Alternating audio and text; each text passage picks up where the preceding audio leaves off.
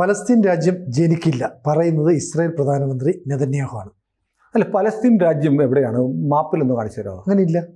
പിന്നെ എവിടെ ജനിക്കില്ല. പക്ഷെ പണ്ടുപോലെ നമ്മൾ കേൾക്കുന്നത് ഇസ്രായേൽ പലസ്തീൻ. കാരണം നമ്മൾ ബൈബിൾ എടുക്കുക, ബൈബിളിൽ പലസ്തീൻ ഇല്ല. തോറ എടുക്കുക, പലസ്തീൻ ഇല്ല. ഖുറാനിലില്ല പലസ്തീൻ. അപ്പോൾ പലസ്തീൻ എന്ന് പറയുന്ന രാജ്യം എവിടെയാണ് ഉള്ളത്? ഇപ്പോൾ പലസ്തീൻ എന്നൊക്കെ പറഞ്ഞ് ഒരു ബഹളം വെക്കുന്നുണ്ട്. പലസ്തീൻ ഒരു പ്രസിഡൻറ്റും ഉണ്ട്, മെഹ്മൂദ് അബ്ബാസ് എന്ന് പറഞ്ഞൊരു പ്രസിഡന്റ് ഉണ്ട്. പലസ്തീൻ അതോറിറ്റി എന്ന് പറഞ്ഞൊരു സംഭവമുണ്ട്. റാമല്ലയാണ് ഇവരുടെ തലസ്ഥാനം എന്ന് പറയുന്നു. ജെറുസലേം തലസ്ഥാനമാക്കണമെന്നാണ് പറഞ്ഞത്. ജെറുസലേം അങ്ങനെ വിട്ടുകൊടുക്കുമോ? ജെറുസലേം ലോകത്തിലെ ക്രൈസ്തവരുടെ ഏറ്റവും പ്രധാനപ്പെട്ട സ്ഥലമാണ്. ഇവർ ജൂതന്മാർക്കും ഏറ്റവും പ്രധാനപ്പെട്ട സ്ഥലമാണ്. അപ്പോൾ ജെറുസലേമിനെ സംബന്ധിച്ച് അമേരിക്ക ആവട്ടെ, ട്രംപിൻ്റെ കഴിഞ്ഞ ടൈമിൽ ജെറുസലേമിലാണ് അമേരിക്ക എംബസി തുറന്നിരിക്കുന്നത്. അപ്പോൾ ജെറുസലേം പലസ്തീൻ്റെ തലസ്ഥാനമല്ല, ഇസ്രയേലിൻ്റെ തലസ്ഥാനമാക്കണമെന്നാണ്. ഇസ്രയേലിൻ്റെ തലസ്ഥാനം പോലെയാണ് ഇസ്രയേൽ കണക്കാക്കുന്നത്, അമേരിക്ക കണക്കാക്കുന്നത്. അതുകൊണ്ടാണ് അവിടെ എംബസി തുറന്നത്. അപ്പോൾ ഇപ്പോൾ ഇതിന് ഈ നെതന്യാഹുവിൻ്റെ ഈ പ്രസ്താവനയ്ക്ക് ഒരു സവിശേഷമായ പ്രാധാന്യമുണ്ട്. ഇപ്പോൾ ബ്രിട്ടൻ, കാനഡ, ഓസ്ട്രേലിയ തുടങ്ങിയ രാജ്യങ്ങളൊക്കെ പലസ്തീന് പിന്തുണ പ്രഖ്യാപിച്ചു. അപ്പോൾ നെതന്യാഹു ഇപ്പോൾ പറഞ്ഞിരിക്കുന്നത് ഈ പറഞ്ഞ രാജ്യങ്ങൾ, ബ്രിട്ടനാവട്ടെ, ഓസ്ട്രേലിയ ആവട്ടെ, കാനഡ ആവട്ടെ, ഇവരെല്ലാം ഭീകരവാദത്തെ പിന്തുണയ്ക്കുകയാണ്. കാരണം പലസ്തീൻ എന്ന് പറഞ്ഞ ഇല്ലാത്ത ഒരു രാജ്യത്തിന് വേണ്ടിയിട്ട് അവർ സമരം ചെയ്യുകയാണ്, യുദ്ധം ചെയ്യുകയാണ്, ഭീകരപ്രവർത്തനം നടത്തുകയാണ്, കുഞ്ഞുങ്ങളെയും സ്ത്രീകളെയും ഒക്കെ കൊല്ലുകയാണ്, ഒക്കെ ചെയ്യുകയാണ്. ബന്ദികളെ പിടിച്ചുകൊണ്ട് പോയിട്ട് ഇപ്പോഴും വിട്ടുകൊടുത്തിട്ടില്ല. യുദ്ധം നിർത്തണം എന്ന് പറയുന്ന ഈ പറയുന്ന ഹമാസ് ഒരിക്കലെങ്കിലും ഞങ്ങൾ ബന്ദികളെ വിട്ടേക്കാം എന്ന് പറയുന്നില്ല. ഈ രാജ്യങ്ങൾ ആരും, കാനഡ ആവശ്യപ്പെടുന്നില്ല, ഓസ്ട്രേലിയ ആവശ്യപ്പെടുന്നില്ല, ബ്രിട്ടൻ ആവശ്യപ്പെടുന്നില്ല ബന്ദികളെ അങ്ങ് വിട്ടുകൊടുക്കൂ എന്ന്. പിന്നെ ബ്രിട്ടൻ്റെ ഈ നിലപാടിൽ എനിക്ക് സംശയമുണ്ട്. കാരണം ബ്രിട്ടൻ ഇങ്ങനെയൊക്കെ പറയും. അമേരിക്ക വന്നിട്ട് എടാ വാടാ നമുക്ക് അടി കൊടുക്കാമെന്ന് പറഞ്ഞാൽ ബ്രിട്ടൻ കൂടെ കുണുങ്ങി ബ്രിട്ടൻ പോകും. അപ്പോൾ ഏതായാലും ഒരു ഗെയിം പ്ലാനാണ്. ആ ഗെയിം പ്ലാനിൽ ഇപ്പോൾ ഈ പലസ്തീൻ ആശയത്തിന് വേണ്ടി നിൽക്കുന്നവർ കുറേ ആളുകളുടെ പിന്തുണ നേടിയെടുക്കുന്ന കാര്യത്തിൽ വിജയിച്ചു. ഇന്ത്യ പോലും പലസ്തീൻ അനുകൂലമായി നിലപാടെടുക്കുന്നുണ്ട്. പക്ഷെ പലസ്തീൻ എവിടെയാണ് ഉണ്ടായിരുന്നത്? പക്ഷേ അതേസമയം ഇസ്രായേൽ എന്ന് പറയുന്ന രാജ്യത്തെക്കുറിച്ച് ബൈബിളിൽ അതിദീർഘമായി പറയുന്നുണ്ട്. ബൈബിളിൻ്റെ പഴയ നിയമമാണല്ലോ ഇവരുടെ ജൂതന്മാരുടെ പുസ്തകമായ തോറ എന്ന് പറയുന്നത്. അതിനകത്ത് പറയുന്നുണ്ട്, ഇസ്രായേലിനെ കുറിച്ച് പറയുന്നുണ്ട്. ഇസ്രായേൽ എന്ന് പറയുന്ന രാജ്യം ഇല്ലായിരുന്നുകൊണ്ട് പലസ്തീനായിരുന്നു പറയുന്നത്. പക്ഷേ ലോകത്തിലെ ഏറ്റവും പഴയ ഗ്രന്ഥങ്ങളായ തോറയിലും ബൈബിളിലും ഖുറാനിലും ഒക്കെ ഇസ്രായേലിനെ കുറിച്ച് പറയുന്നുണ്ട്. അപ്പോൾ ഇസ്രായേൽ ഇല്ല എന്ന് പറഞ്ഞിട്ട് കാര്യമുണ്ട്. ഇസ്രായേൽ ഉണ്ടായിരുന്നത് ഇസ്രായേലാണ്. ചരിത്രത്തിൽ ഒരിടത്തും പലസ്തീൻ എന്ന് പറയുന്ന ഒരു രാജ്യം ഉണ്ടായിരുന്നതായിട്ട് ഒരിടത്തും കേട്ടിട്ടില്ല. ബൈബിളിൽ ഫിലിസ്തീർ എന്ന് പറയുന്നുണ്ട്. ഫിലിസ്തീർ എന്നുള്ള വാക്കിൽ നിന്നാണത്രേ പലസ്തീൻ എന്ന വാക്കുണ്ടായതെന്നൊക്കെ പറയപ്പെടുന്നു. പക്ഷേ ബൈബിൾ എടുത്ത് നോക്കൂ, അല്ലെങ്കിൽ തോറ എടുത്ത് നോക്കൂ, അല്ലെങ്കിൽ വേണമെങ്കിൽ ഖുറാൻ നിന്ന് നോക്കൂ. ഇസ്രായേലിനെ കുറിച്ച് പറയുന്നുണ്ട്, ജൂതിയെക്കുറിച്ച് പറയുന്നുണ്ട്, ഇസ്രായേൽ മണ്ണെന്ന് പറയുന്നുണ്ട്, ബാഗ്ദത്ത ഭൂമി എന്ന് പറയുന്നുണ്ട്, തേനും പാലും ഒഴുകുന്ന നാടെന്ന് പറയുന്നുണ്ട്, ദൈവരാജ്യം എന്നൊക്കെ പറയുന്നുണ്ട്. ഇതിനെക്കുറിച്ചാണ്, ഇസ്രായേലിനെ കുറിച്ചാണ്. അപ്പോൾ ഇസ്രായേൽ മാത്രമേ ഉണ്ടായിരുന്നുള്ളൂ. പിന്നെ ഇസ്രായേലികൾ എങ്ങനെയാണ് ചിതറിപ്പോയത്? അപ്പോൾ ചരിത്രം പറയുമ്പോൾ ചരിത്രം പറയണം. അപ്പോൾ ഇസ്രായേൽ ഉണ്ടായിരുന്നു എന്നുള്ളത് ഈ തോറ, ബൈബിൾ, ഖുറാൻ വരെയുള്ള ഇന്നത്തെ ഈ മൂന്ന് മതത്തിൻ്റെ വിശുദ്ധ ഗ്രന്ഥങ്ങൾ എടുത്ത് നോക്കുമ്പോൾ ഇസ്രായേലിൻ്റെ അസ്തിത്വം ഉറപ്പായിരുന്നു. പിന്നെ എങ്ങനെയാണ് ഈ ജൂതന്മാർക്ക് രാജ്യം നഷ്ടപ്പെട്ടു പോയത്? നിസ്സാരമാണ്. ചുറ്റുമുള്ള അറബ് രാജ്യങ്ങൾ, അറബികൾ, അത് മുഴുവൻ ഇസ്ലാം രാജ്യങ്ങൾ തന്നെ ആവണമെന്നില്ല. അറബികൾ എന്ന് പറഞ്ഞാൽ മുഴുവൻ മുസ്ലിമുകളൊന്നും ആയിരുന്നില്ല. പഴയ കാലത്ത് അറബികൾ എന്ന് പറഞ്ഞാൽ ഒരു പ്രത്യേക വംശമായിരുന്നു, ഒരു ഗോത്രമായിരുന്നു. പിന്നീടാണ് നബി വന്നിട്ട് ഇവരിൽ നിന്ന് മുസ്ലിം എന്ന് പറഞ്ഞുള്ള മതം ഉണ്ടാക്കിയെടുക്കുന്നത്. അതിനു മുമ്പ് അറബികളുണ്ടായിരുന്നു. അപ്പോൾ അറബ് രാജ്യങ്ങൾ ഇസ്ലാമിക രാജ്യങ്ങൾ ആക്രമിച്ച് പിടിച്ചെടുത്തു ഈ പറയുന്ന ഇസ്രായേൽ. അങ്ങനെയാണ് ഇസ്രായേലിലെ ജനങ്ങൾ, ജൂതന്മാർ രാജ്യമില്ലാതെ ലോകത്തിൻ്റെ നാനാഭാഗങ്ങളിലേക്ക് ഓടിപ്പോവുകയും ലോകത്ത് പോയിടത്തെല്ലാം അവരെ കൊന്നു, അല്ലേ? 30 ലക്ഷത്തോളം പേരെയാണ് ഹിറ്റ്ലർ കൊന്നത്. എല്ലായിടത്തും തുർക്കികൾ കൊന്നു, അങ്ങനെ ലോകത്ത് മുഴുവൻ കൊന്നു. ഇന്ത്യയിൽ മാത്രമാണ് ഈ പറയുന്ന ജൂതന്മാരെ നമ്മുടെ ഈ രാജ്യം പരവതാനി വിരിച്ച് സ്വീകരിച്ചു, അവർക്ക് വേണ്ടതെല്ലാം കൊടുത്തു. അവർ ഈ രാജ്യത്തിൻ്റെ ഭാഗമായി, ഈ രാജ്യത്തിൻ്റെ മക്കളെ പോലെ ഇവിടെ ജീവിച്ചു. ഇപ്പോൾ ഇസ്രായേലിൽ തന്നെ ഈ കൊച്ചി എന്ന് പറഞ്ഞൊരു സ്ഥലമുണ്ടെന്ന് എന്നോട് ഒരാൾ പറഞ്ഞത്. കൊച്ചിയിൽ നിന്ന് പോയ ജൂതന്മാർ താമസിക്കുന്ന സ്ഥലത്തെ കൊച്ചി എന്ന് വിളിക്കുന്ന ഒരു സ്ഥലമുണ്ടത്രേ. എന്നോടൊരാൾ പറഞ്ഞു, എനിക്കറിയില്ല, ആധികാരികത എനിക്കറിയില്ല. പക്ഷേ അവിടെ നമ്മുടെ ഇവിടുന്ന് തിരിച്ചുപോയ ഒരുപാട് മലയാളികൾ അവിടെയുണ്ട്. അവർ ലോകത്തിൻ്റെ പല ഭാഗത്തുണ്ട്. നമ്മൾ ഈ ഇസ്രായേൽ ഹമാസ് യുദ്ധം ആരംഭിച്ച സമയത്ത് നമ്മൾ ഈ കാര്യങ്ങൾ പറഞ്ഞുകൊണ്ടിരിക്കുമ്പോൾ എന്നെ അമേരിക്കയിൽ നിന്ന് ഒരാൾ വിളിച്ചു. അദ്ദേഹം പറഞ്ഞു, ഞാനൊരു ജൂ ആണ്, ഞാൻ കൊച്ചിയിലുണ്ടായിരുന്നു, കൊച്ചിയിൽ നിന്ന് എൻ്റെ രാജ്യം തിരിച്ചു വിളിച്ചപ്പോൾ ഞാൻ മടങ്ങിപ്പോയ ആളാണ്, ഇപ്പം ഞാൻ അമേരിക്കയിൽ ജോലി ചെയ്യുന്നു. നിങ്ങൾ ഒരു മലയാളി വന്നിരുന്ന് ജൂതന്മാരെക്കുറിച്ച്, ഞങ്ങളെക്കുറിച്ച്, കൊച്ചിയിലുണ്ടായിരുന്ന ജൂതന്മാരെക്കുറിച്ചൊക്കെ പറയുമ്പോൾ എനിക്ക് വലിയ സന്തോഷം തോന്നിയിട്ട് ഞാൻ അങ്ങയെ വിളിക്കുകയാണ് എന്ന് പറഞ്ഞ് അമേരിക്കയിൽ നിന്ന് കൊച്ചിയിൽ വേരുകളുണ്ടായി, കൊച്ചിയിൽ താമസിച്ചിരുന്നൊരു ജൂ വിളിച്ചു. എനിക്ക് വലിയ സന്തോഷമുണ്ടായി. അപ്പോൾ ഏതായാലും ഇങ്ങനെ ഈ ജോർദാൻ നദിയുടെ പടിഞ്ഞാറ് മുതൽ, പടിഞ്ഞാറും ചാവുകടലിൻ്റെ വടക്കു പടിഞ്ഞാറും വെസ്റ്റ് ബാങ്ക്, ഗാസ മുനമ്പ്, കിഴക്കൻ ജെറുസലേം ഒക്കെ ചേരുന്ന ഒരു ഭൂപ്രദേശം ഞങ്ങൾക്ക് രാജ്യമായി വേണമെന്നാണ് പലസ്തീൻ രാജ്യത്തെക്കുറിച്ച് അവകാശപ്പെടുന്നവർ പറയുന്നത്. അപ്പോൾ ഈ വെസ്റ്റ് ബാങ്ക് ഇപ്പോൾ അവരുടെ കയ്യിലാണ്, ഗാസ മുനമ്പ് അവരുടെ കയ്യിലാണ്, പക്ഷേ ഇപ്പോൾ ഇസ്രായേലിൻ്റെ കയ്യില്ല, അല്ലേ? ഗാസ സിറ്റി ഉണ്ടായിരുന്ന ഗാസ സിറ്റിയുടെ പിടിച്ചെടുക്കുകയാണ്.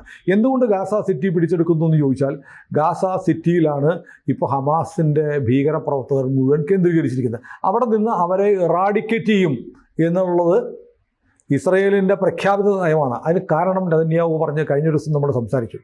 അതായത് അറബികൾ ആയുധം താഴെ വെച്ചാൽ യുദ്ധം അവസാനിക്കും, ഇസ്രയേൽ ആയുധം താഴെ വെച്ചാൽ ഇസ്രയേൽ ഇല്ലാണ്ടാവും. അത് സത്യമല്ലേ? 1967 അറബ് രാജ്യങ്ങൾ ചേർന്നിട്ട് 6 ഡേ വാർ ആരംഭിച്ചു. ആ അറബി രാജ്യങ്ങളെല്ലാം കൂടെ ചേർന്ന് സംയുക്ത അറബ് സേന എന്നൊക്കെ ഇപ്പോൾ പറയുന്നുണ്ട്. വീണ്ടും ഖത്തറിലെ ഇസ്രായേലിൻ്റെ ആക്രമണത്തെ തുടർന്നിട്ടാണ് വീണ്ടും അറബ് സേന, അറബ് നാറ്റോ എന്നൊക്കെ പറഞ്ഞ് ഇവർ ആലോചിക്കുന്നുണ്ട്. ഇങ്ങനൊരു സാധനം ഉണ്ടാക്കിയിട്ടാണ് ഇസ്രായേലിനെ ആക്രമിച്ചത്. എന്നിട്ട് എന്ത് പറ്റി?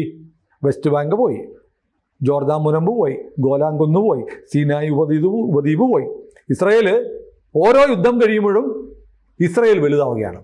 ഇവരുടെ പ്രഖ്യാപിത ലക്ഷ്യം എന്താ പറയുക? ഇൻതിഫാദയാണ്. ഇൻതിഫാദ എന്ന് പറഞ്ഞാൽ ജോർദാൻ കടൽ മുതൽ മധ്യധരണാഴി വരെ, അല്ലെങ്കിൽ ചാവുകടൽ വരെ, മധ്യധരണാഴി വരെയുള്ള, മെഡിറ്ററേനിയൻ സീ വരെയുള്ള മുഴുവൻ ഭൂപ്രദേശവും ഉൾപ്പെടുന്ന പലസ്തീൻ സ്ഥാപിക്കുക. അതാണ് Priyanka Gandhi river to sea എന്നെഴുതിയ ബാഗുമായിട്ട് പാർലമെൻറ്റിൽ വന്നത്. അപ്പോൾ നമ്മൾ ആലോചിക്കണം, ഈ റിവർ ടു സീ, നദി മുതൽ കടൽ വരെ ഉള്ള ഈ ഭൂപ്രദേശം മുഴുവൻ പലസ്തീനായി മാറിയാൽ അതിനിടയ്ക്ക് ഇസ്രായേൽ ഇല്ല. അപ്പോൾ ഇവർ പറയുന്നത് സമാധാനമല്ല, ഇവർ പറയുന്നത് ഇവർക്കൊരു രാജ്യമല്ല, മറിച്ച് എന്താണ്? ഇസ്രായേൽ ഉണ്ടാവരുത്, പലസ്തീൻ ജനിക്കണം എന്നല്ല അവർ പറയുന്നത്. പലസ്തീൻ ജനിക്കുന്നത് ഇസ്രായേലിനെ ഇല്ലാതാക്കി കൊണ്ടുപോകണം. റിവർ ടു സീ ഞങ്ങൾക്ക് വേണമെന്നാണ്. എങ്ങനെ അംഗീകരിക്കും? ആ രാജ്യത്തെ ജനങ്ങൾ ഇവിടെ കടലിൽ ചടിച്ചാവണോ? ഇസ്രായേലികൾ മുഴുവൻ, ജൂതന്മാർ മുഴുവൻ ആത്മഹത്യ ചെയ്യണോ? അല്ലെങ്കിൽ ഇവർ പറയണം, ഞങ്ങൾക്ക് റിവർ ടു സീ ഒന്നും വേണ്ട, ഞങ്ങൾക്ക് ഉള്ള സ്ഥലത്ത് ഞങ്ങൾ അടങ്ങി മനം മര്യാദയ്ക്ക് സമാധാനത്തോടെ കഴിയാമെന്നവർ പറയുന്നില്ലല്ലോ. ഇവരുടെ അന്നത്തെയും ഇന്നത്തെയും നാളത്തെയും മുദ്രാവാക്യം റിവർ ടു സീ ആണ്. അതിനെ എങ്ങനെ നെതന്യാഹു അംഗീകരിക്കും? പലസ്തീൻ രാജ്യം വേണമെന്ന് പറഞ്ഞാൽ ഞങ്ങൾക്ക് ഈ പറയുന്ന വെസ്റ്റ് ബാങ്ക് അവിടെ മതിയെന്നല്ല, ഈ ഗാസ ഞങ്ങൾക്ക് മതിയെന്നല്ല, ഞങ്ങൾക്ക് ഗോലാൻ കുന്ന് വേണം, ജെറുസലേം വേണം, സീനായി വേണം, ജോർദാൻ മുനമ്പ് വേണം, വെസ്റ്റ് ബാങ്ക് വേണം, സമ്പൂർണ്ണ ഇസ്രായേലും വേണം എന്ന് പറഞ്ഞാൽ എങ്ങനെ നെതന്യാഹു അംഗീകരിക്കും? എങ്ങനെ ഒരു മനുഷ്യൻ അംഗീകരിക്കും? അവിടെയുള്ളവരെല്ലാം മുഴുവൻ ആത്മഹത്യ ചെയ്യണം? ഇതാണ് ചോദ്യം. അപ്പോൾ ഇസ്രായേലിനെ സംബന്ധിച്ച് ഇസ്രായേൽ ആയുധം താഴെ വെക്കുന്ന പ്രശ്നമില്ല എന്ന് അസന്നിഗ്ധമായി നെതന്യാഹു പറയുന്നതിന് കാരണം, ആയുധം താഴെ വെച്ചാൽ ഇസ്രായേൽ തീർന്നു. നിങ്ങളൊന്ന് ആലോചിച്ച് നോക്കൂ. നാളെ ഇസ്രായേൽ ഏകപക്ഷീയമായിട്ട് ഇനി ഞങ്ങൾ യുദ്ധമില്ല, ഞങ്ങൾ അശോകനെ പോലെ സമാധാനത്തിൻ്റെ ഭാഷയിൽ ബുദ്ധം ശരണം ഗച്ഛാമി എന്നൊക്കെ പറയും. അത് ബുദ്ധം ശരണം ഗച്ഛാമി എന്നൊക്കെ പറഞ്ഞതുകൊണ്ടാണ് എൻ്റെ സിനു നമ്മുടെ രാജ്യത്ത് ഈ വൈദേശിക ശക്തികൾ വന്ന് മുഗളന്മാരും ഹൂണന്മാരും ബ്രിട്ടീഷുകാരും ഡച്ചുകാരും പോർച്ചുഗീസുകാരും ഒക്കെ വന്നിട്ട് ഇന്ത്യയെ ആക്രമിച്ച് കീഴടങ്ങിയത്.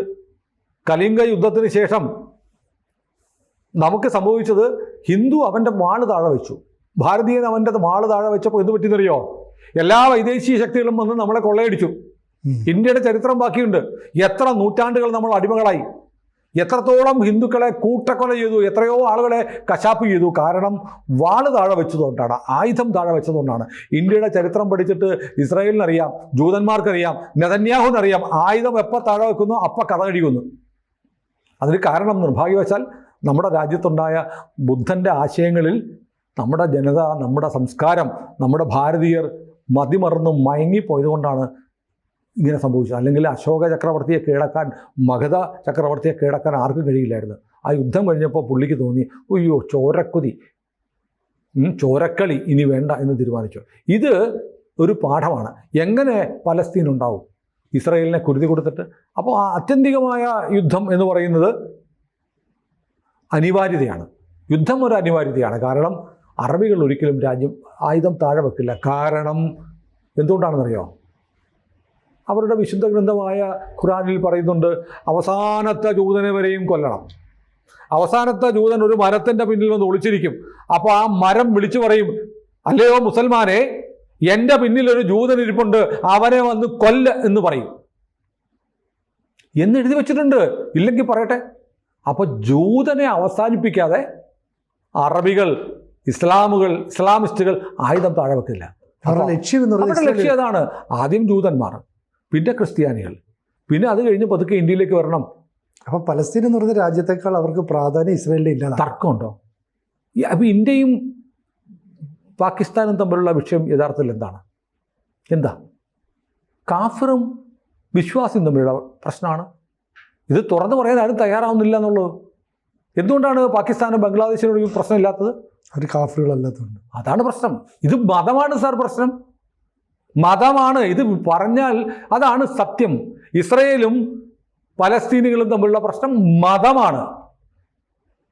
മതപുസ്തകത്തിൽ എഴുതി വച്ചിരിക്കുന്നതാണ്. ഇത് തന്നെയാണ് പ്രശ്നം. ഇന്ത്യക്കാരൻ കാഫിറുകളാണ്.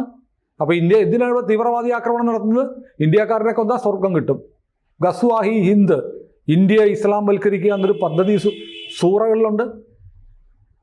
അറിയില്ലേ? നമ്മൾ പലതവണ സംസാരിച്ചിട്ടുണ്ട്. അപ്പോൾ ഇന്ത്യയിൽ ഭീകരവാദം നടത്തുക എന്നുള്ളത് ഒരു പുണ്യപ്രവൃത്തിയാണ്. ഇന്ത്യയുടെ ഭരണം പിടിച്ചെടുക്കുക, ഇന്ത്യയെ ഇസ്ലാമാക്കുക, ലോകം മുഴുവൻ ഇസ്ലാമാക്കിയിട്ട് ലോകത്തിനെ മുഴുവൻ അള്ളാഹ്ക്ക് വഖഫ് ചെയ്യണം. നമ്മൾ നോക്കുന്ന പോലെ കൊച്ചു കളിയല്ല സാർ ഇത്.